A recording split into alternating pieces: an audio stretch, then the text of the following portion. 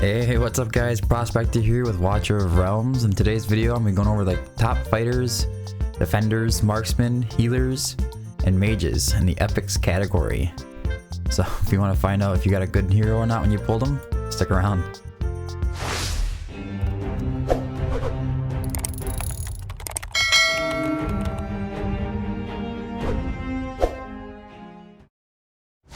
Alright, we're gonna jump right in. I'm not gonna mention them all. I'm gonna go for like the top 3 in each category. So let's start with the fighters. See, yep, fighters.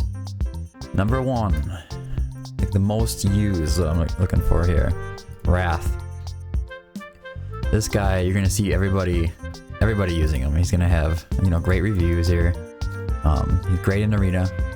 He's pretty good for guild boss. He's not gonna be the end game kind of hero, but he's a lord, so he can always be put to use there. You get him for free, and then you get an extra copy. I think it's right around 40 something days, or maybe it's a little further, but he has this, where is it? Awaken 5. When heavy blow is triggered, the hero restores HP equal to 30% of the total damage dealt. So he's going to be giving you our self-sustain as a fighter. What else was there on here? And he's a lord. And his lord skill's pretty good. He's got like a basic, you know, 10% attributes for faction allies. All deployed faction allies gain 5, 10, 20, and 35% respectively each time you place another one down for attack speed. But it also has that received healing by them reduced by 20% as well. I believe he does an AoE. Yep, 5 enemy units in range with a chance. And it happens quite often. His, let me see, his ultimate. It's pretty cheap. So as long as his ultimate is going, he's going to be healing himself and having a chance of doing AoE damage. So everybody likes to save their epic soul stones, especially early on, and get him to Awaken 5 as soon as possible. I actually ended up doing it before I even got the second or the extra free one, so I ended up just selling the second free one because he made that much of a difference early on, and I was having a problem with arena, and I made that decision just to get it done. All right, number 2. I don't have him, but I have to give it to Deimos. He is a guild boss god, basically, for the epic category especially. And the main reason is because he's got this continuous damage.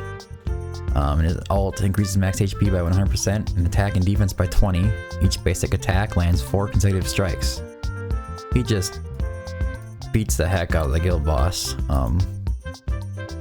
I think he does something else too. I think he does a bleed, doesn't he? Maybe not. Yeah, I don't have him, so I'm not really sure what else he's good at, but everybody'd be happy to him. He's super rare to get. Obviously I haven't had him, and he's like one of those like 4 epics that I don't have. And then I'm gonna move on to number 3. I'm gonna give it to Estrid. It's like an AoE damage. She can kick out a lot of damage as well, and yeah, 240% AoE damage. It lasts for 15 seconds, and she also gets an attack speed buff as well. But this is part of the big reason that everybody likes her too. She brings a defense reduction, which is a minus 20%. Depending on your guild boss team, this could be quite sufficient. I ended up pulling her out of mine because she actually kind of nerfed the damage of one of the heroes that I was using at the time. And I think it was, what was his name? Let me see here. Alistair, his name was, yeah, Alistair. So I ended up pulling him out because he does damage based on defense, and she was pulling the defense down and didn't really work out for me. Honorable mentions, WoR's for his attack speed. He's a very good hero, but he kind of falls off towards the end game. I used him for a long time. Worth investing in. Vladov. Mostly because of the bleed. And then it allows you to use Scarlet Hunt on your other fighters in your guild boss team. But also because he's a chaotic lord, which increases their damage. Which, for heroes, like my next one is Aatrox. As his HP gets low, which most of the chaotic heroes do, his damage is increased by 40%, I believe. Yep, up to 40% at 30% HP. It's pretty handy. It does a lot more damage. I've played around with it in arena a little bit with him and Cerberus and Carnelian, and it was kind of interesting, but I couldn't figure out a way to make it really viable. Let's move on to defenders. Epic defenders. Most of you are going to already know the big one here, and I put number 1 is Oleg. He may not only be the best defender in epic category, but also a good contender for the legendary category. I put him as number 1 defender in the game, in my opinion. He does this massive shield every 12 seconds. 50%, I think it goes up to what, 50, 60, 70, 85%. And it's all skilled up, it'll be 11 seconds. It's just too hard to beat. I can put him somewhere without a healer and he'll just self-sustain with that shield. They just keep putting the shield up. They'll try to take down the shield. Right when it's about to break the shield completely and get into his health, he pops the shield again. So you'll get him for free out of the Void Rift. You have to do the 2 prologues, and then you get Oleg after you go back into the normal Void Rift. Well worth it. Invest him as soon as you can. Like literally, as you get him, just start leveling him up. The next one is Baron. Honestly, I haven't used him as much as some people do. He is very good. He has this unyielding. When he reaches, what is it, how much HP? Well, if he's gonna receive lethal damage, he goes into unyielding for 4 seconds. And it might be more, 1, 4, 5, 6, 7, 8 seconds. It comes in really handy, especially in like Gear Raid 2. Yeah, Gear Raid 2. A lot of times I just throw him down and he goes into unyielding. I just need to stop the enemy for a few seconds here, so I can, or those guys that come in rolling and then they hurt themselves by hitting. And I kind of use them that way. I'm sure there's other use cases for him.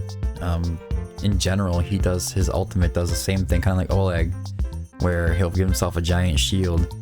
But I think my issue with him was, I don't know if it's defense or what. It just seems not to last as long as Oleg for me. But that is number 2.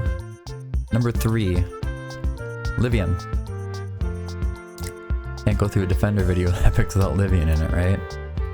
He has this like shield bounce ability. Receives the blessing of the elf deity, gaining an additional 20% physical damage reduction permanently. Meanwhile, the shield bounce triggered by attack can restore 1% more HP. Let's see the shield bounce here. I don't even know if it says anything yet. Okay, every 3 attack launch triggers shield bounce, inflicting stun on targets. Your hero will restore 3% HP upon retrieving the shield. Every time it goes around, comes back, she gets 3% HP back. She kind of self-heals. And it says throws a shield that bounces to another enemy in range upon hitting the target.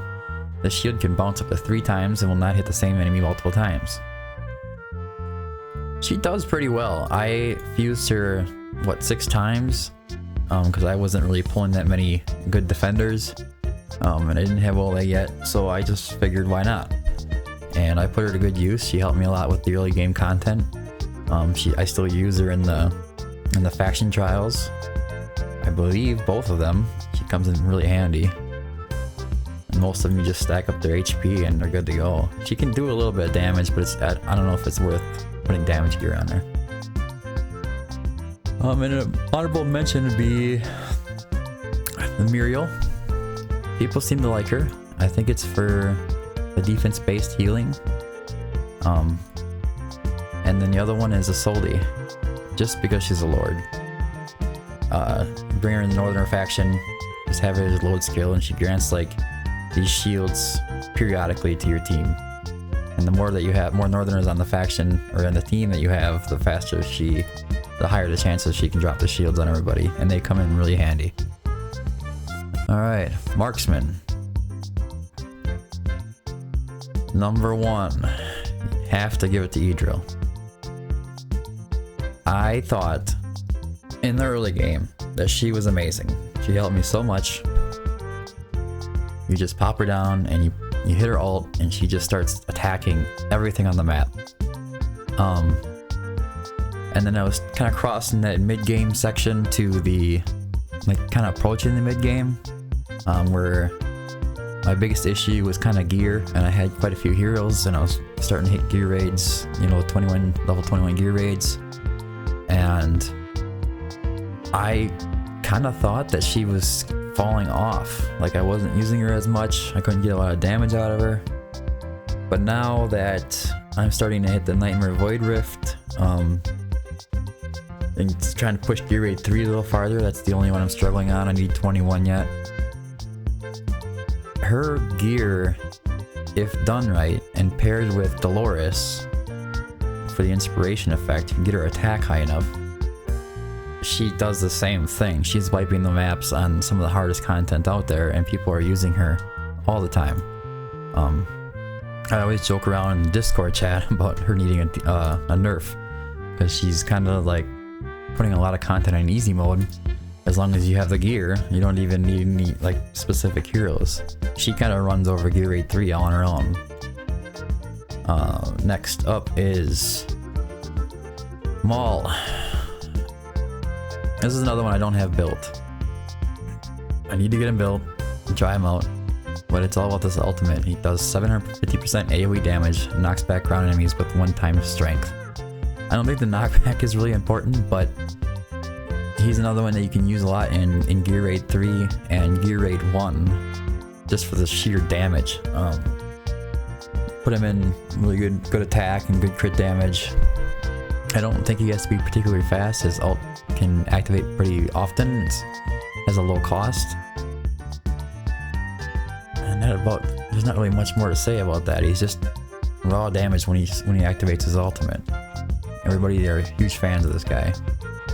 They will use him all the time. Number 3, I have, where is she? Brienne. My main use case for her is faction trials. She's amazing there. I think that she'd be pretty good in a lot of content. I just haven't really had the use for her, or need for her, I should say, without having that faction trial restriction. I just have some better heroes that are legendary that I haven't really tried putting her in. But she does this split shot, I think. What's it called? Yeah, split shot. Every 8 seconds, the next arrow shot splits. The main arrow deals damage equal to 125% of attack, while each of the side arrows deal 110% airborne to airborne units. What does it? Each of the side arrow deals 110% airborne units to take extra bit damage. Okay. So, and she's a piercer, so I mean, her damage output can be pretty good. I'd imagine that if you just kind of did the same thing with her as you did with Idril, she'd be doing just as much damage. The only difference is that, you know, she's not shooting across the map, but that's why I have her at number 3. And a shout out for the marksman is going to be Lunaria. And I've seen people using her, and she seems pretty cool. But mine is still sitting at level 0, and I use her as a lord, just for that extended range in Gear Raid 3. And other content too. I've been using her a lot in Void Rift to extend like mainly Silas range and Setram or any of the piercers. Healers and buffers here. Number 1 for the epic category, you have to give it to Dolores. Her inspiration, I think think it goes up higher, doesn't it? It's 5%. 5%. Yeah, so it goes up to 40% inspiration. This takes, or I'll just read it. Increases attack proportionally to the caster's attack. While the effect is active, other buffs affecting the inspiration will not take effect. Additionally, the caster is immune to such buffs. She doesn't inspiration herself, but that's kind of the idea with the way that defense works in this game. Putting her next to E-Drill or in your guild boss team, it just boosts up their attack, and whatever attack you can get her attack to, which is usually somewhere in like the 11 to 12,000 category. So she's typically giving everybody like 3 to 4,000 more attack. I like to put her in invigoration, so she buffs herself and then buffs somebody else as well, with an extra 10% attack.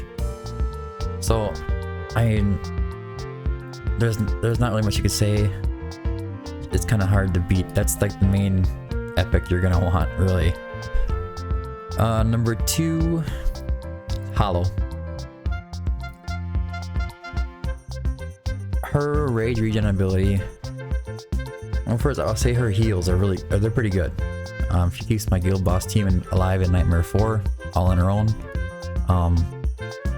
I don't put her in full attack percentage gear just to keep her alive, but I focus on attack speed and a little bit of rage regen, not too much. But her ultimate is what it's all about, and when triggered, increases the hero's healing multiplier by 25% for 20 seconds, and the hero can heal one more target. And I believe when Light of Bliss is activated, recovers 0.6% rage for all allies in the range, which I think it goes up to 1 point something percent here, I think.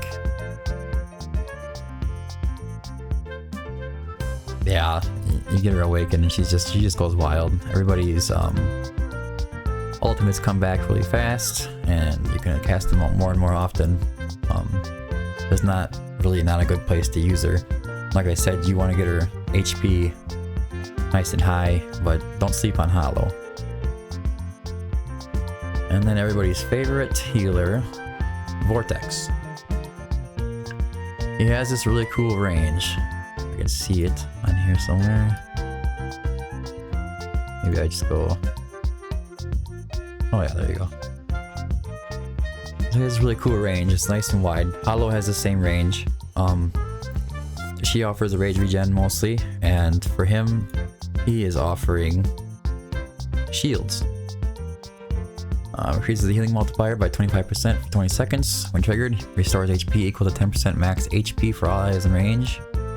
If the heal amount exceeds their max HP, 110% of the excess will be converted into a damage absorbing water shield that lasts for 10 seconds. It's extremely handy. I like to use it, and I used it for a while in Gear Raid 219 because I was just using Sadie as well, and it just helped with the damage that was coming in. Sometimes it can be really clutch in certain content, even now in the end game. And he's pretty accessible. You'll pull him if you just keep pulling shards. Eventually you'll have a Vortex, and plenty of them. And plus he's part of the fusion for Abomination, I think. And then honorable mentions, I'm gonna give them to Midan. She has a cleanse,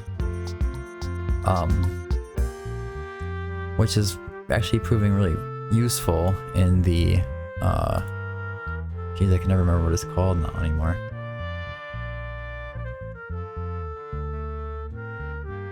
It's not the Styx boss, it's the other one. Well, you guys know what I'm talking about. Anyways, she can cleanse out all of your heroes, and there's some actual content in Void Rift that I've been using her for recently, where they lay poisons, and she's almost like, she's pretty clutch in that. Like, you just cast your ultimate and take the poisons off, and they stop taking damage.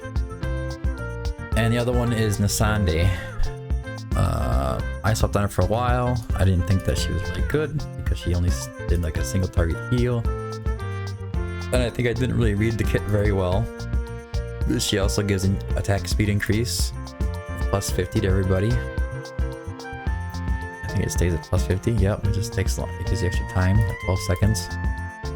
And ultimate is when triggered, increases the hero's healing multiplier by 10%. And immediately heals all allies in range. For 25 seconds after the heal, each basic attack turns into a healing ball that can bounce 3 times. She can do a lot of healing really quickly with that bounce heal. Also, that attack speed increase can come in handy. I used it in Gear Raid 1. And I still use it in Gear Raid 121. Just for having Mari on the left side where she's casting out those freezes and it helps her with the rage regen and everything. So let's see. On to the mages. This one was the hardest one out of all of them, just because there's so many good useful ones. The first one I wanted to call out though, and I think it's probably the most used. The farther you get in the game, the more you're going to use her, and that's going to be Laurel. She does need to be skilled up, but you place her down and you pick her up, and she restores rage to everybody. See, upon death, provides surrounding allies with a restoration 50% of their rage cap upon death. It's almost essential for the endgame guild boss teams, and you'll use her in arena, use her in Void Rift, use her pretty much everywhere. Wherever I can put Laurel down and bring her with, I do. And I also put her in Invig because it helps out somebody when I place her down to give them an attack speed or attack increase. Number 2, I have to call out Mari. She's free. I think you get her from some login rewards in the early game. But she does nice freeze, has nice control, and that's what she's all about. And then the attack, triggered icicles, inflicts slow, which gives minus 75% movement speed. This works on the guild boss, it works on any enemy in the game, as far as I know. Targets inflicted with slow by Mari will receive vulnerability to physical and magic damage. So they also get extra damage when they're slowed.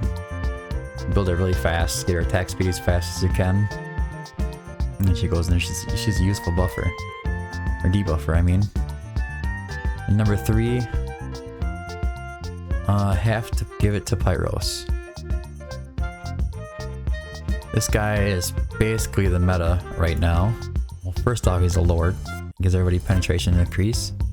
He's an infernal, which has got quite a few heroes that are extremely useful, and especially in guild boss. And he gives you focus fire, and it takes all of their attack power and puts it into one blast. And after the blast is over, until this skill goes on cooldown again, I think they gain piercing until it ends. And you can just redo his ultimate over and over and over again. It's pretty quick. Yeah, see, 600 cost. Extremely useful. Honorable mentions to Imani, just for sheer power and damage, especially with that combination with Pyros. Greed, free login hero. He can, with the right gear, solo, I believe, up to Gear Raid 119. Possibly, but it might be just up to grade 118. I never tried it on 19. But he puts down these little pools and he does all kinds of damage. His ult's pretty quick too, 400. Aeon, Cultist Lord.